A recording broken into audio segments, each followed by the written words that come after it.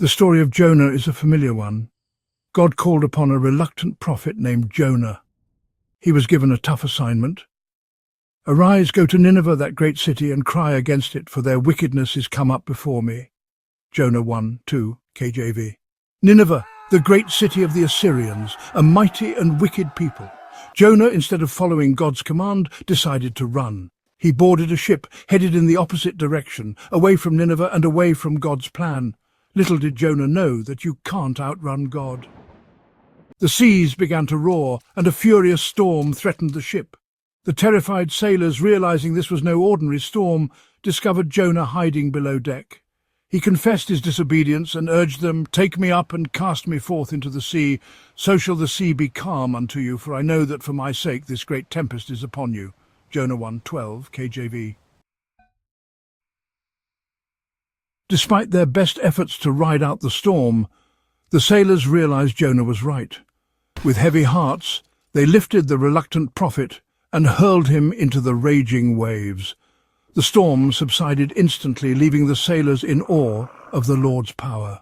As Jonah plunged beneath the waves, he found himself swallowed not by death, but by a great fish prepared by the Lord. Jonah 1:17 KJV.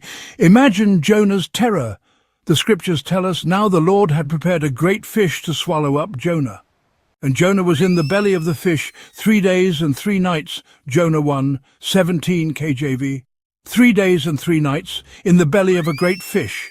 It's a detail that has captured the imaginations of children and adults for centuries. Some say it was a whale, but the Bible is clear. It was a great fish, a creature prepared by God for this very purpose. Enclosed in the fish's belly, surrounded by darkness and the stench of fish, Jonah had nowhere to turn but to God. Then Jonah prayed unto the Lord his God out of the fish's belly, the Bible tells us. Jonah 2:1 KJV. In the depths of his despair, Jonah cried out to the Lord, his prayer a mixture of repentance and hope. He remembered God's mercy and promised to fulfill his vow. "I will sacrifice unto thee with the voice of thanksgiving. I will pay that I have vowed. Salvation is of the Lord." Jonah 2:9 KJV. Jonah's prayer wasn't a magic formula, it was a heartfelt cry for help, an acknowledgement of his wrongdoing, and a plea for a second chance. It reminds us that even in our darkest moments, even when we've brought our troubles upon ourselves, God hears our prayers. God, in his infinite mercy, heard Jonah's prayer. He spoke to the fish, and it vomited Jonah onto dry land. Can you imagine that moment? The relief, the shock, the overwhelming gratitude. "And the Lord spake unto the fish, and it vomited out Jonah upon the dry land." Jonah 2:10 KJV. It was a messy miracle, to be sure, but a miracle nonetheless. Jonah's journey inside the fish was a time of reflection and repentance. It was a physical and spiritual cleansing, a reminder of God's power and forgiveness. God could have chosen to punish Jonah for his disobedience, but instead he offered him a second chance. After his incredible ordeal, you'd think Jonah would be eager to obey God's call. But even after experiencing God's mercy firsthand, Jonah still struggled with his assignment. And the word of the Lord came unto Jonah the second time, saying, "Arise, go unto Nineveh, that great city, and preach unto it the preaching that I bid thee." Jonah 3:1-2 KJV. He went to Nineveh, but he wasn't exactly filled with enthusiasm. He walked through the city streets, his voice heavy with reluctance as he proclaimed, "Yet 40 days and Nineveh shall be overthrown." Jonah 3:4 KJV. Now you might expect the Ninevites to laugh at Jonah, to chase him out of their city.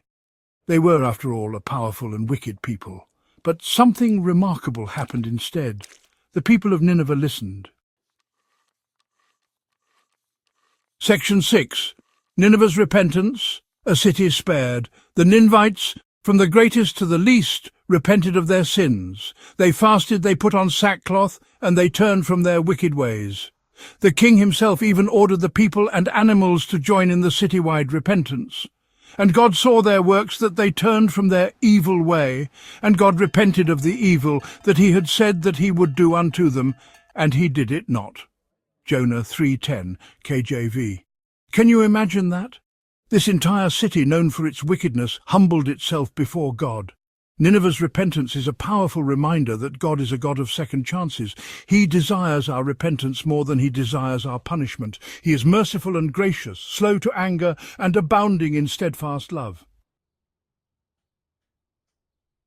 Section 7. Jonah's anger and God's compassion. Jonah, however, wasn't pleased with the Ninevites' repentance. He had wanted to see God's judgment fall on them. He was angry that God had shown them mercy. It displeased Jonah exceedingly, and he was very angry. Jonah 4:1, KJV. He sat outside the city sulking under a withered vine, waiting to see what would happen. God, in his infinite patience, spoke to Jonah once more, asking him, "Dost thou well to be angry?" Jonah 4:4, KJV. God used a simple object lesson, a fast-growing vine that provided shade for Jonah and then withered away, to illustrate his point. He cared for the vine, but he cared even more for the people of Nineveh, even those who were his enemies. Section 8. Lessons from the belly of the fish. The book of Jonah is a short but powerful book filled with valuable lessons. It teaches us about obedience, forgiveness, and the boundless love of God. It reminds us that we can't outrun God and that his plans will prevail, even when we resist them.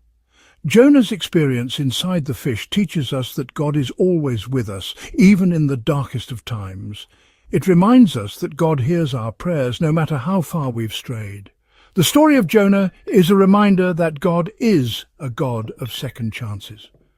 No matter what we've done, no matter how far we've fallen, God is always ready to forgive us if we turn to him with sincere repentance. Section 9. A timeless tale of mercy and second chances.